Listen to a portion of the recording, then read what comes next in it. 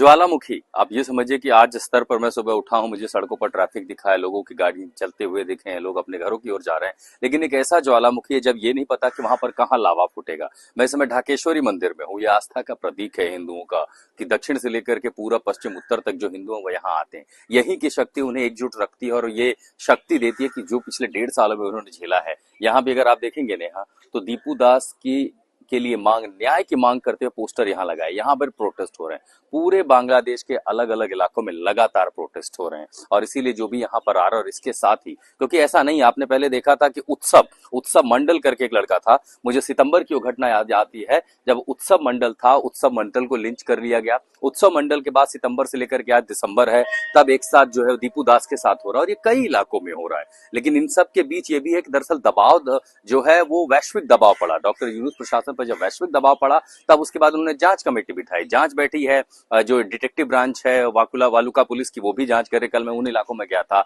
लेकिन ऐसी दरअसल कोशिश ये भी की जा रही है कि अंतर्राष्ट्रीय मीडिया उनके परिवार तक ना पहुंचने पाए। मैंने पूरी कोशिश की कि मैं उनके गांव वालुका होकर के आ गया, जहां पर वो लिंचिंग हुई, जहां जलाया गया, उन तमाम जगहों पर है। लेकिन कुछ भी कोशिश करके उस गांव तक पहुंचना बहुत मुश्किल था। तो अब ये भी कोशिश हो जाए कि किसी तरह इस पर पानी डाला जाए। अब पूरी सरकार व्यस्तता दिखा रही है कि जो है तारिक आ रहे हैं, तो तारिक के लिए, सारी तारिक रहमान के लिए तैयारियों में सारी व्यवस्था लगा दी गई है। तो पूरी कोशिश ये हो जा रही है कि इस पूरे मसले को हटा करके ध्यान राजनीतिक घटनाओं पर चला जाए। लेकिन हिंसा का आलम ऐसा है, विरोध प्रदर्शन का आलम ऐसा है कि जगह जगह फैक्शन लड़ रहे हैं। छात्र जो युवा है वो खड़े हो रहे हैं कि कट्टरपंथी मॉब वायलेंस को रोकना जरूरी है, वरना ये वो बांग्लादेश नहीं है जिसकी उम्मीद हमने जुलाई अपराइजिंग में देखी थी। तो इन सब के बीच मैं अगर कहूं कि एक शब्द समझ में आता, वो है ये कि बांग्लादेश इस समय एक वॉल्केनो पे बैठा है। कब कहां क्या होगा ये कोई नहीं जानता।